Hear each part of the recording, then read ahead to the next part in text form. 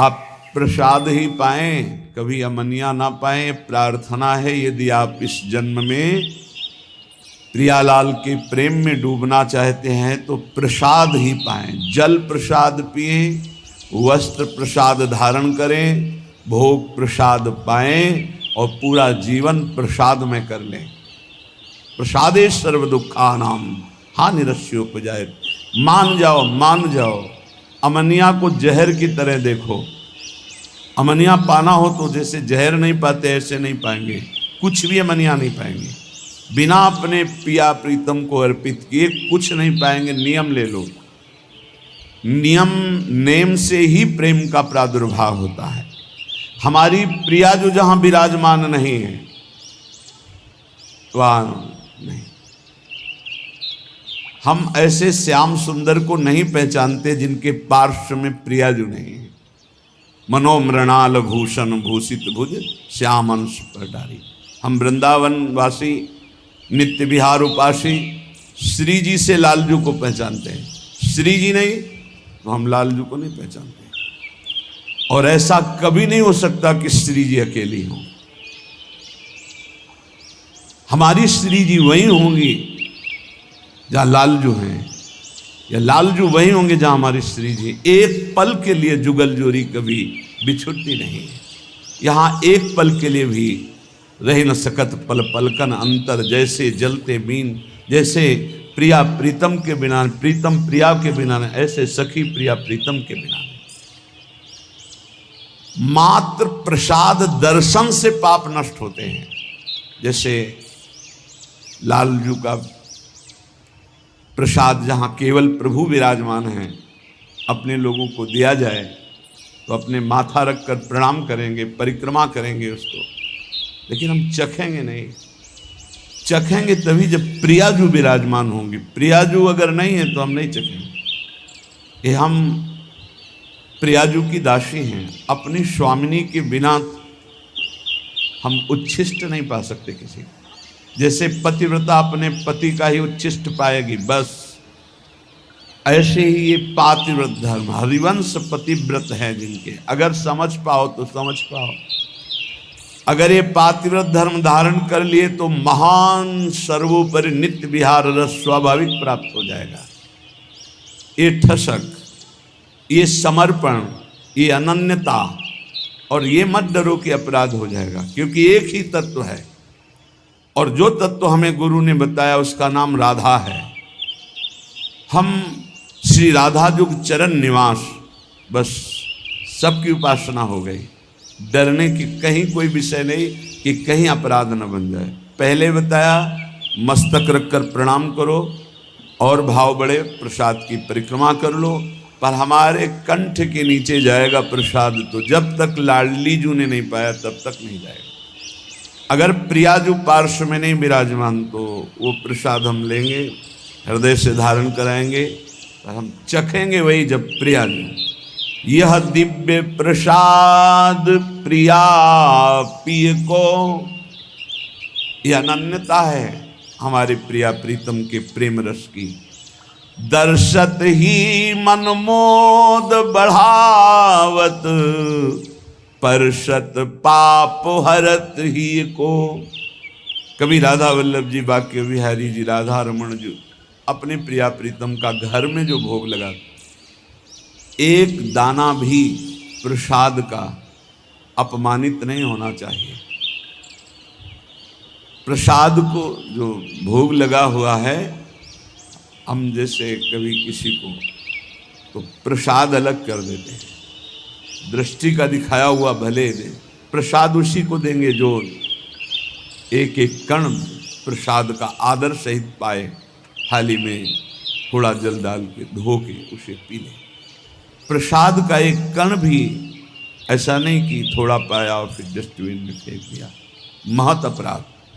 इसलिए ये एकांतिक बात आपको कह रहा हूँ कि अपने जनों को आदेश है कि प्रसाद उन्हीं लोगों को दिया जाए जो प्रसाद की महिमा जानते हैं। जो केवल भोजन पाते हैं तो उनको दृष्टि भोग वाला प्रदान, सामने से निकाल दिया, महारानी जी का है इसलिए जा रहा है। उच्छिष्ट जो हम पर्दा लगा के भोग लगाते वो उतने में ही मिलाया जाएगा जो प्रसाद का महत्व जानते हैं। और समस्त उपासकों से प्रार्थना है उतना ही प्रसाद जिसको आप चाट कर पा जाएं, एक भी दाना पत्तल में या आपके पात्र में बचना नहीं चाहिए। अगर उच्छिष्ट आपने अपमानित किया, डस्टबिन में फेंक दिया, तो तुम्हारी उपासना गई। कुछ हृदय में नहीं, केवल खाओ पियो शरीर सजाओ। मान लो हमारी प्रार्थना। हमने गुरुजनों को देखा, महापुरुषों, एक अगर महाप्रसाद का दाना नीचे गिर गया तो उसे उठा के मुख में पाया और फिर हाथ धोकर वहाँ ऐसे करके ऐसे लगाया। प्रसाद की महिमा, प्रसाद को देखते ही आसन से उठ खड़े हो जाना चाहिए। अगर बैठे प्रसाद है, खड़े हो गए, प्रणाम किया, 4 परिक्रमा की, तो कह रहे हैं इतने मात्र से ही उसके सारे पाप भस्म हो जाते हैं। दर्शत ही मन मोद बढ़ावत, परसत पाप हरत ही को। हृदय को निर्मल करके, निष्पाप करके मोद आनंद बढ़ाता है प्रसाद। यह दिव्य प्रसाद प्रिया पिय को। और प्रसाद पाने वाले का शरीर छूटे तो प्रभु को प्राप्त होता है। मान लो हमारी अंतिम समय भगवती स्मृति लोप हो गई है, दुख के कारण इतना भीषण पीड़ा है, हमारे उदर में सदैव प्रसाद रहा, इसलिए भगवत प्राप्ति होगी। इसीलिए कहा है अगर आप बाहर भी हैं और आपको जल पीना है या कुछ भी पाना है तो एक क्षण हाथ में लेकर प्रभु का ध्यान कीजिए, अपने इष्ट देव का। जय राधा वल्लभ लाल की, जय हरिवंश महाप्रभु की, जय गुरुदेव भगवान की। प्रभु आप हृदय मंदिर में विराजमान हो, भले मैं नहीं देख पा रहा हूँ, आप ये भोग आरोगी, जय हो। और बस पाने प्रभु को अर्पित कर दे। ये उस समय की बात है जब आपके पास समय नहीं, कहीं ऐसी यात्रा में है, ठाकुर जी पास नहीं है, ऐसा। अगर घर में है तो सांगो पांग भोग लगा करके ही प्रसाद पाएं।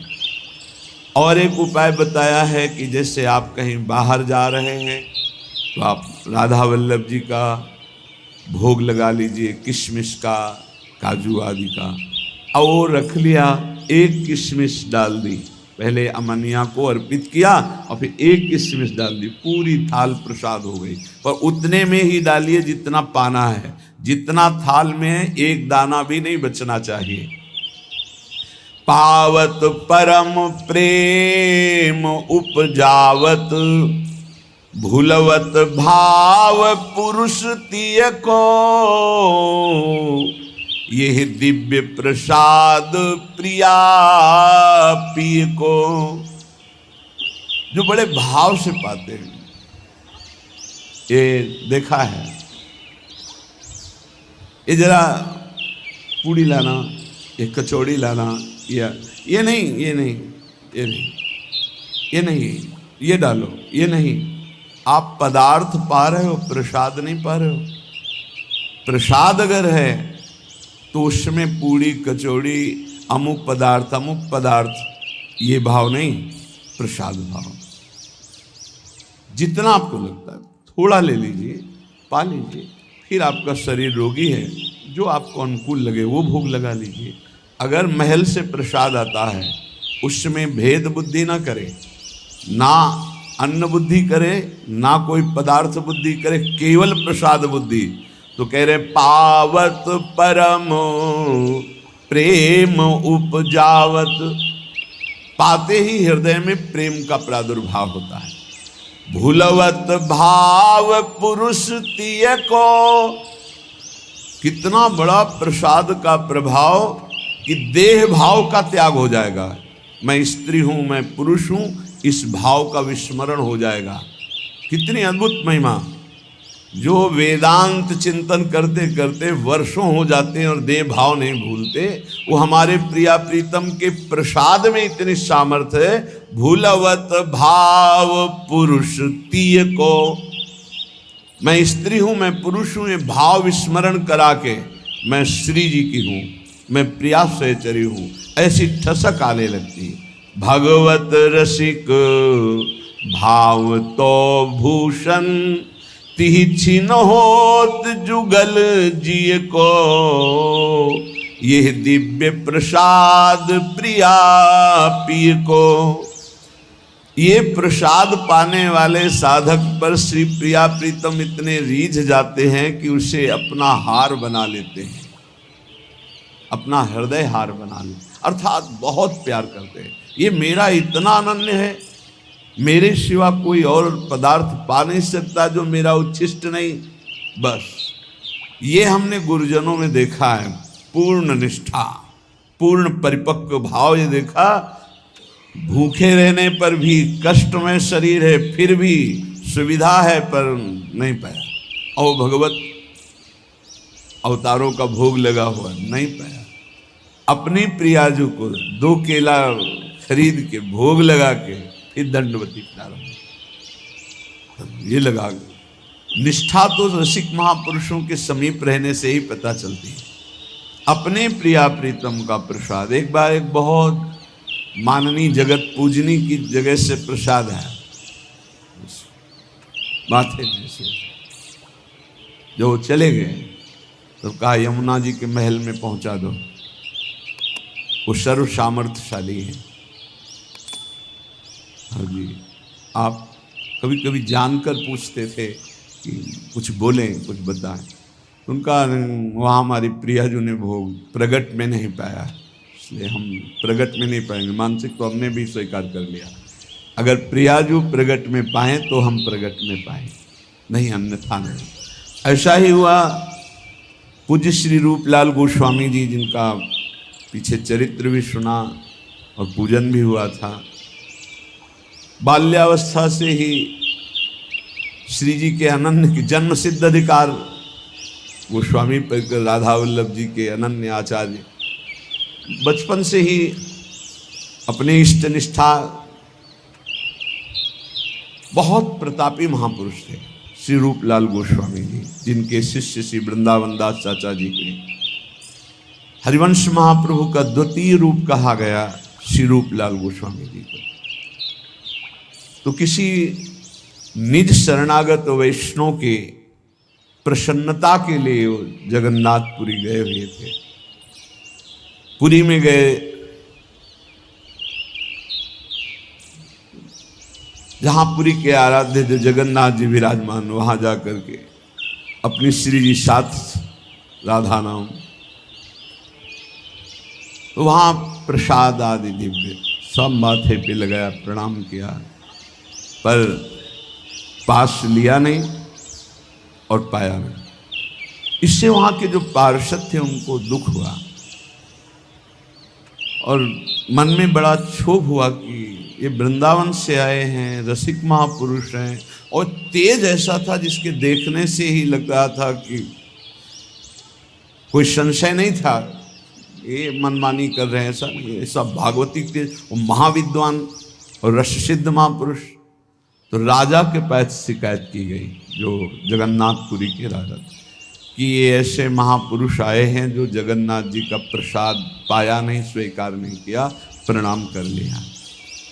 तो उन्होंने कहा कि मुझे पता है ये रस नित्य विहार उपासना के आचार्य हैं, कोई साधारण पुरुष नहीं, आप लोग कोई ऐसे शब्द मत बोलना, इस विषय की जानकारी स्वयं जगन्नाथ जी से की जाए।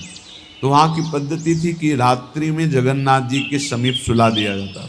जगन्नाथ जी उसे स्वप्न में आदेश कर देते थे। ये पूर्व से चला रहा था, किसी विशेष रहस्यमय प्रसंग का प्रकाशन करने के लिए ये प्रक्रिया की जाती थी। ऐसा ही किया गया, प्रश्न रखा गया कि इन्होंने प्रसाद क्यों नहीं लिया, यदि महापुरुष हैं तो भगवत प्रसाद का ये इस तरह से ऐसा कि ना पाना, ना हाथ में लेना, प्रणाम मात्र कर लेना।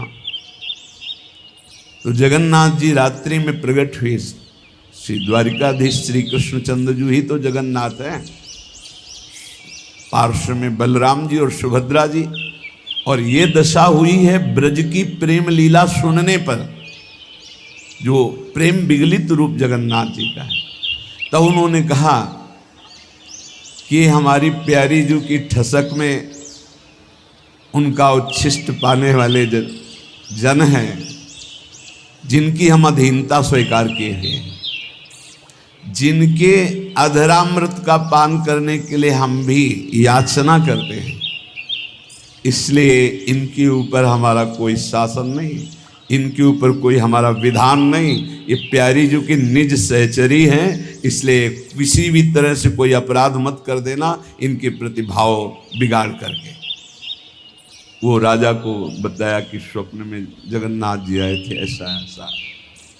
ये जो हमारे वृंदावन नित्य विहार रस की उपासना का एकांतिक प्रेम है, इसको हृदय में देखो। जब प्रेम की प्रबलता होती है तो अनन्यता अपना रंग लाती है। गोस्वामी तुलसीदास जी जब वृंदावन आए तो जो मंदिर खुले दौड़ के जाते, कहीं तो सिया राम जी, पर जहाँ देखें तो वृंदावन है, यहाँ तो डाल डाल और पात पात में राधे राधे होए, यहाँ कहीं ना उनको इष्ट का नाम।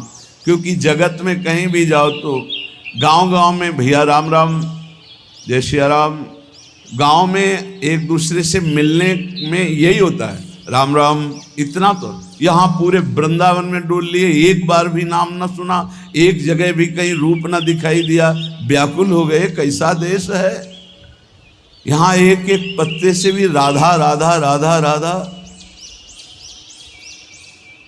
फिर प्रिया प्रीतम के समीप गए, कहा साष्टांग दंडवत तो नहीं करूँगा, क्योंकि साष्टांग दंडवत तो सिया राम की ही है और मुझे पता है आप वही हो, पर आपको रूप बदलना होगा। तो भगवान की बंसी अंतर्ध्यान हो गई, अपने भक्त के लिए सारंग धनुष धारण कर लिया, प्रियाजू श्रियाजू के रूप में प्रकाशित हो गई, क्योंकि इन्हीं से सब प्रकाशित है। तो साष्टांग दंडवत किया, का बलिहार आपकी। ये क्या था? क्या गोस्वामी जी नहीं जानते? तत्व ज्ञान नहीं है क्या गोस्वामी जी को? वो तो कह रहे जड़ चेतन जग जीव जत सकल राम मैं जाने, सब में मेरे प्रभु। तो साष्टांग दंडवत करके मौन हो जाते? नहीं, प्रेम जिस रूप से प्यार होता है उसी में पूर्ण समर्पण होता है, उसी में होता है। एक राम घनश्याम हित चातक तुलसीदास बलिहारी है। ऐसे ही श्यामा श्याम के जो रसिक अनन्य उपासक है, जे अवतार कदम्ब भजत हैं धरि दृढ़ व्रत जो हिये, तेवु उमग तजत मर्यादा बन बिहार रस पिए, रहो को काहू मन दिए, मेरे प्राणनाथ श्री श्यामा शपथ करो तृण छिए। भगवान बहुत अवतार लेके, बहुत लीला, बहुत भक्ति मार्ग, बहुत ज्ञान मार्ग, बहुत सब साधना मार्ग हमको प्रियाजू ने चयन किया, नित्य विहार रस का उपासना मार्ग। अब हमको अनन्य हो, क्योंकि हमने चयन नहीं किया, हमें पता नहीं था, अपने लोगों को प्रियाजू ने चयन किया। अब ऐसी करुणामयी स्वामिनी की अनन्यता की ठसक हृदय में, तो भगवत रसिक भाव तो भूषण, ये हृदय हार बन जाते हैं, ये हृदय हार बना लेते हैं। हर समय प्रियालाल की समीपता का अनुभव, पर अनन्यता। बार बार हम आपसे प्रार्थना कर रहे हैं, साधना का सार है अनन्यता। गीता जी में भगवान ने अनन्य अनन्य अनन्य बार बार कई जगह कहा, अनन्य चिंतयन्तो माम अनन्य चेता सततम। बस अनन्य हो जाओ मेरे। हरिवंश महाप्रभु ये देख रहे हैं कि प्रिया प्रीतम हमारे हृदय के हार बने हुए। कब? जब अनन्यता, ये दिखा रहे हैं। मोहन लाल के रंग राची, महाप्रभु कह रहे, मेरे ख्याल परो जिनको बात दसो दिस माची, मोहन लाल के रंग राची। कंत अनंत करो जो को बात कहो सुन साची, या जी जाओ भले सिर ऊपर हाँ प्रकट हुए नाची, मोहन लाल के रंग राची। अब चाहे गर्दन उतर जाए, चाहे प्राण निकल जाए, अब अपने मोहन लाल जिस रंग में रंगे हुए हैं, अर्थात प्रिया रंग में, मैं उसी रंग में। तो इसका परिणाम क्या मिला? बोले जागृत शयन रहे तो रूपर, मणिकंचन ज्यों पाची। जैसी हरिवंश डरो काके डर, हो नाहिन मत काची, मोहन लाल के रंग राची। आप किससे डरना? किससे डरना? कोई कच्ची मती वाला हूं कि डर जाऊंगा? नहीं, मोहन लाल के रंग राची। तो जागृत शयन रहे तो उर ऊपर, हृदय में इधर प्रिया है प्रीतम, ये हार बने हुए हैं दोनों। मणिकंचन जो पाचे, ये अनन्यता। पावत परम प्रेम उपजावत, भूलवत भाव पुरुष तिय को, भगवत रसिक भाव तो भूषण, तीछिन होत जुगल जी को। यह दिव्य प्रसाद प्रिया पिय को। उपासक प्रसाद निष्ठ हो और हृदय से आराध्य देव के प्रति समर्पित हो, कोई चिंता की बात नहीं। प्रार्थना है, जीवन में उतार चढ़ाव आता रहता है, जीवन में विपत्ति संपत्ति के योग बनते रहते, जीवन में मिलन बिछुड़न के योग बनते रहते, समीपता दूरी का योग बनता रहता है। लेकिन हमारी अनन्यता, हमारी निष्ठा में फर्क नहीं, तो निश्चित निश्चित वो वस्तु प्राप्त होगी जो किसी साधना से नहीं होती। कभी कभी ऐसा भी अनुभव होता है कि प्रभु हैं भी कि नहीं है। कभी कभी ऐसा भी अनुभव होता है कि इतना भजन किया, उसका क्या लाभ मिला। बार बार विपत्ति, बार बार समस्याएं, बार बार तिरस्कार, अपमान, ये धूल भरी आंधी माया की है।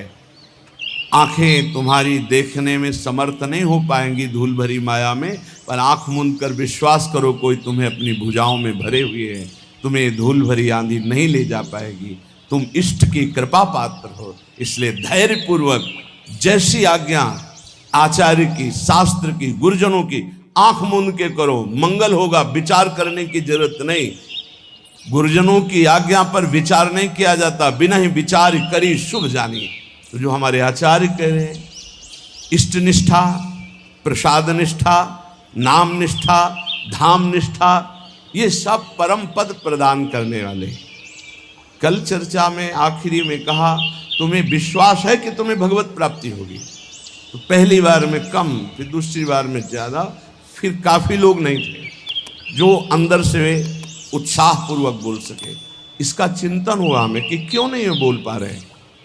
क्योंकि उनको अपना चरित्र दिखाई देता है, उनको अपना बल दिखाई देता है, उनको प्रभु के चरित्र और प्रभु का बल नहीं दिखाई देता। अपने बल से, अपने चरित्र से कोई महान नहीं हो सकता। आप समझ लीजिए, अगर कोई महान हुआ है तो उनके चरित्र गायन से हुआ है, उनके चरित्र चिंतन से और उनके बल से हुआ है। भाई मेरी बात समझो, मेरे बल से वृंदावन रानी जिनकी चरण कृपाते पाई, इस बात को समझो।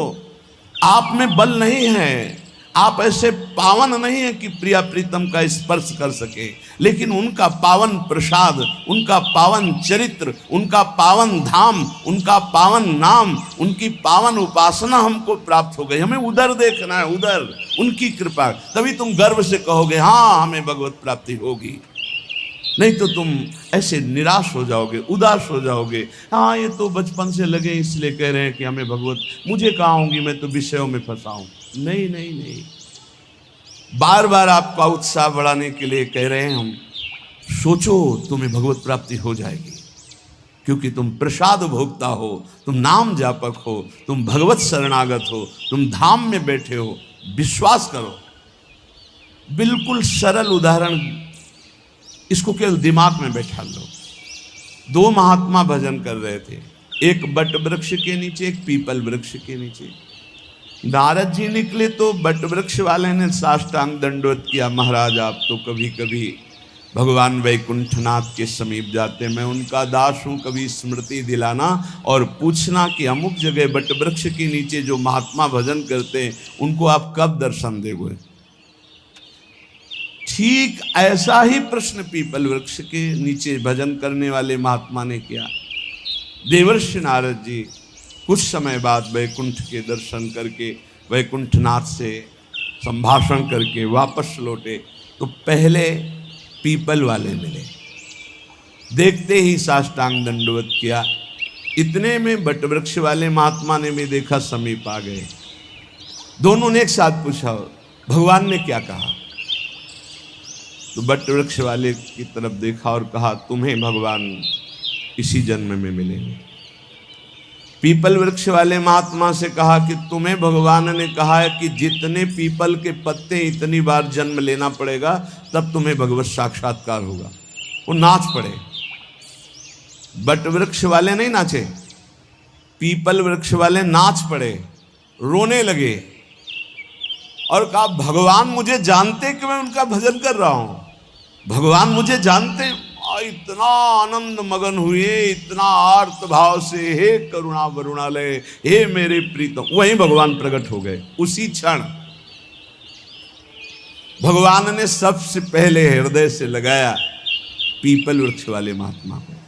देवर्षि नारद जी ने प्रभु से कहा आपने हमें झूठा साबित कर दिया। क्यों? आप ही की खबर तो बता रहे थे, आपने कहा था पीपल पत्ते वाले को, जो पीपल जितने पत्ते उतना जन्म लेना पड़ेगा, और आप तो अभी दर्शन दे दिए। इनको बोले थे इसी जन्म में, तो चलो इसी जन्म में, समय तो निश्चित नहीं किया था, इनका तो सही हो गया, और इनके लिए आपने कहा था तो झूठा हो गया। बोले जो कई जन्म में भाव आना था, जैसे भजन कर रहे थे वो भाव अभी आ गया, इसलिए अभी मिल गए, पूरा हो गया। आप समझो इस दृष्टांत से यदि हम उत्साह संपन्न हो जाए, मुझे भगवान मिलेंगे, इसी जन्म में प्रिया प्रीतम मिलेंगे, निश्चित मिलेंगे। सोचने में क्या जाता है? बोले सोचने से हो जाएगा। इस सिद्ध पुरुष लाल स्वामी हमें गंगा किनारे एक मिले थे, जिनकी खेचरी मुद्रा सिद्ध थी। रात्रि में 10 बजे जब उनसे मिलने के लिए टाइम मिला, उन्होंने टाइम दिया, गए। अकेले थे वो, सदैव एकांत साधन में लगे रहते थे। कुछ चर्चा हुई, तब उन्होंने कहा बेटा नई अवस्था थी, जैसा बनना है वैसा सोचो, जैसा सोचोगे वैसा बन जाओगे। इस सूत्र डायरी में लिखा हुआ है। अगर आप सोचोगे ना मुझे प्रियालाल मिलेंगे मिलेंगे, प्रियालाल मिलेंगे, पक्का मिलेंगे। इसलिए रोज उत्साह बढ़ाता हूं आपका।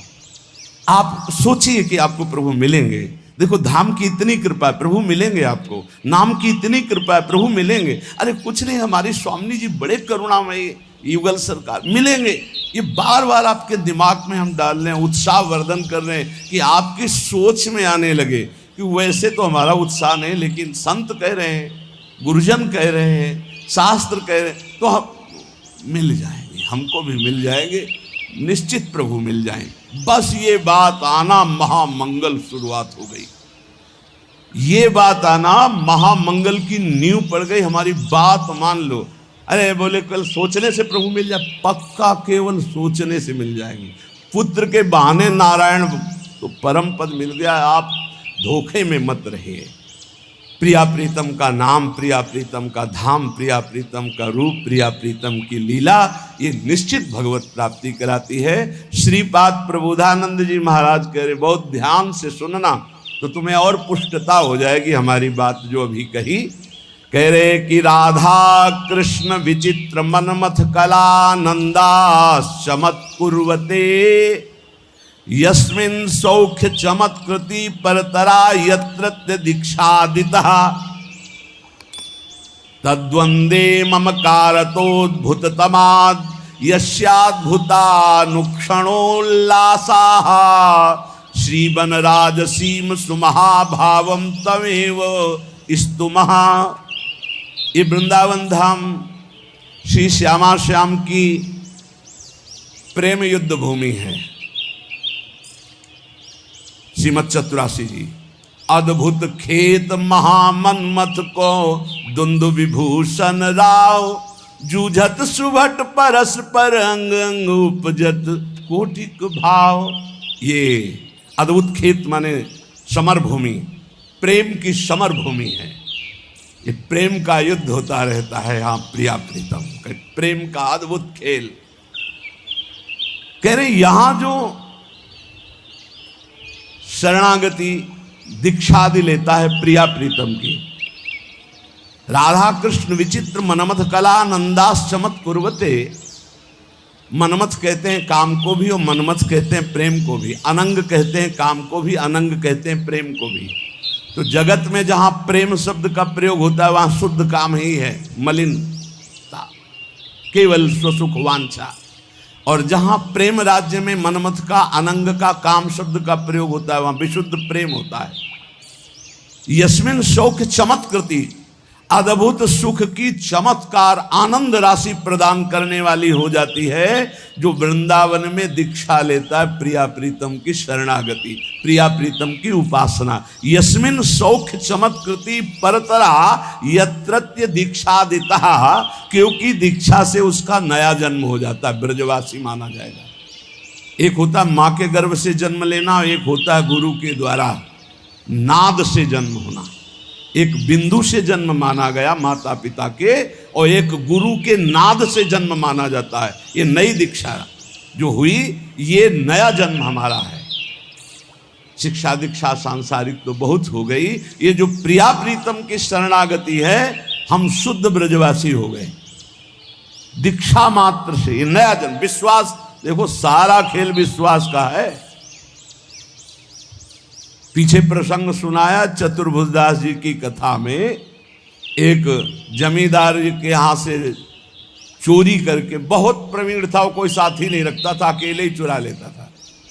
एक जहाँ हमारा पहले गुरु आश्रम था, वहाँ एक थे, वो 20 टार्च रखते थे, और इसका रहस्य कोई जानता नहीं था। अलग अलग छतों पे अलग अलग जगह से टार्च ऐसे लगाते, जिससे लगता कि 20 लोग हैं। वो अकेले डकैती डाल के ले जाते थे, बड़े प्रवीण थे।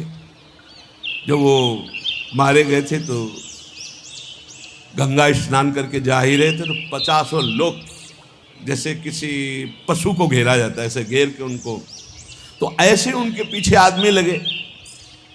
चतुर्भुजदास जी कथा कह रहे थे, तो भाग करके उन्होंने सोचा यहाँ बच सकते हैं, तो भक्तों के बीच में बैठ गए।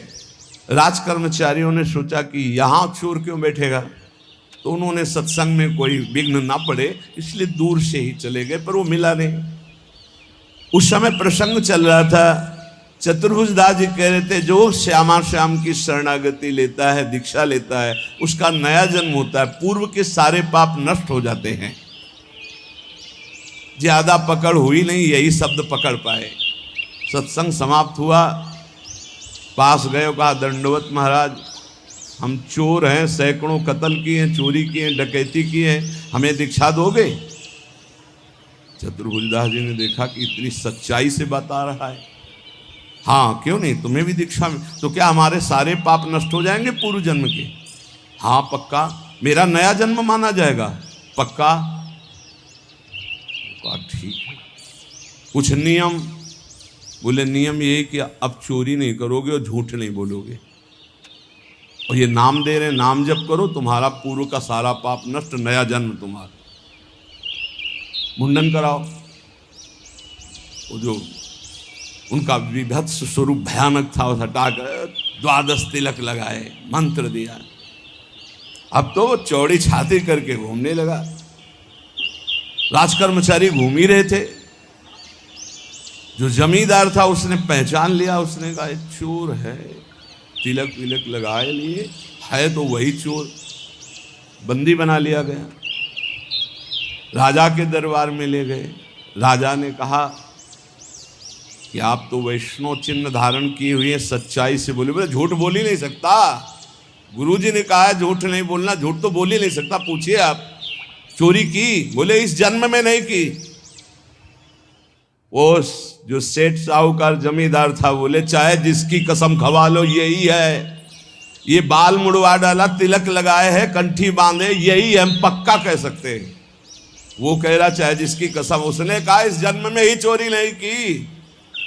अब राजा बड़ी समस्या में, न्याय कैसे करें? एक वैष्णव तिलक धारण किए हुए, एक सच्चाई बात कर। तो उस समय परीक्षा के लिए लीला की जाती थी कि लोहे का बिल्कुल तपाया हुआ लाल फार, और ऐसे एक पीपल का नवीन पत्ता, ऊपर सूत, कच्चा सूत, ऐसे वो लोहे का फार रख दिया जाता। सूत में झलस नहीं आएगी, जला भी वो जलेगा नहीं, और 7 कदम चलो। तो अब शंका तो इन्हीं चोर भगवान पर थी, तो इनके हाथ में रखाया गया। तो मन में कहा, गुरुजी ने कहा था दीक्षा लेने के बाद नया जन्म होता है। ऊपर जोर से बोले, इस जन्म में मैंने कोई पाप नहीं किया, कोई चोरी नहीं की, कोई झूठ नहीं बोला। 7 कदम क्या और 10 कदम बोले, और कितना चले? बोले फेंक दो आप। ठीक, बोले इसको फांसी दे दो इस जमींदार को, ऐसे वैष्णव पर दोष लगाता है। जब फांसी शब्द आया तो उन्होंने कहा कि फांसी तो ना दे, वो भी सही कह रहे हैं। तो उनका ऐसा कैसे सही हो सकता है, अब तो तुम्हारा प्रमाण हो चुका कि तुम सही हो। तो बोले फिर भी हमारा ही प्रमाण मान लीजिए, मैं ये सत्य कह रहा हूँ कि चोर मैं ही हूँ, ये सत्य कह रहे हैं। बोले अब नहीं मान सकते आपकी बात। बोले मान लो। तो बोले ये सत्य कैसे निकल गया कि तुमने इस जन्म में चोरी नहीं की और तुमने कल चोरी की, ये बात कैसे हो सकती है। तो उनका ये बात सुनोगे तब हम आपको हाँ हमारे पीछे राज सैनिक लगे थे, जाके सभा में बैठे, वहाँ गुरुजी ने हमको ये सुनाया जब, तो हमने दीक्षा ली। तो इस जन्म में तो हमने चोरी नहीं की थी, सत्य हो गया, लेकिन कल चोरी की थी, क्योंकि ये भी सत्य है, नहीं तो उसको फांसी की सजा हो जाएगी। तो उनका ऐसे हम महात्मा से मिलना चाहते हैं, तुम्हारे जैसे चोर को महाभागवत बना दिया, राजा उनका शिष्य बना, पूरे नगर में भक्ति का प्रचार प्रसार हो। तो यहाँ श्रीपाद कह रहे राधा कृष्ण विचित्र मनमथ कलानंद चमत कुर्वते। बोले अद्भुत चमत्कार जीवन में परिवर्तन हो जाएगा जो श्रीधाम वृंदावन में यस्मिन सौख्य चमत्कृति परतरा यत्र दीक्षादिता। जो दीक्षा है, शरणागति है, प्रिया प्रीतम के गोरे चरणारविंद की शरणागति रूपी दीक्षा है। बोले ये परम सुख की चमत्कारिता प्रदान करने वाली है। युगल किशोर के चरणों की जो शरणागति ले लेता है तो ममता हो जाती है प्रिया प्रीतम से, श्यामा श्याम से ममता हो जाती है, अपनापन हो जाता है, इसी से उसको भगवत प्राप्ति हो जाती है। प्रियालाल श्यामा श्याम अपने ऐसा लगने लगता है मेरे प्रिया जो मेरे देखो माया का क्या प्रभाव है। मेरी पत्नी, मेरा पुत्र, मेरा शरीर, मेरी संपत्ति, मेरा मकान। और भक्ति का क्या प्रभाव है, ये सब झूठा, मेरे प्रिया प्रीतम। अब अंदर देखो आपको प्रिया प्रीतम में प्रीति है या शरीर में, शरीर संबंधी भोगों में या शरीर संबंधी रिश्तों में। अगर आपको शरीर संबंधी रिश्तों में प्रीति है, ममता है, अपनापन है, तो जल्दी करो, जल्दी, ज्यादा समय नहीं है। एक अहमता ममता ये जग में है दुखदाई, ये जब श्री जी की ओर लगे तो होत परम सुखदाई। मात तात सुत दार देह में मति अरुझे मति मंदा, हित किशोर को है चकोर तू लख वृंदावन चंदा।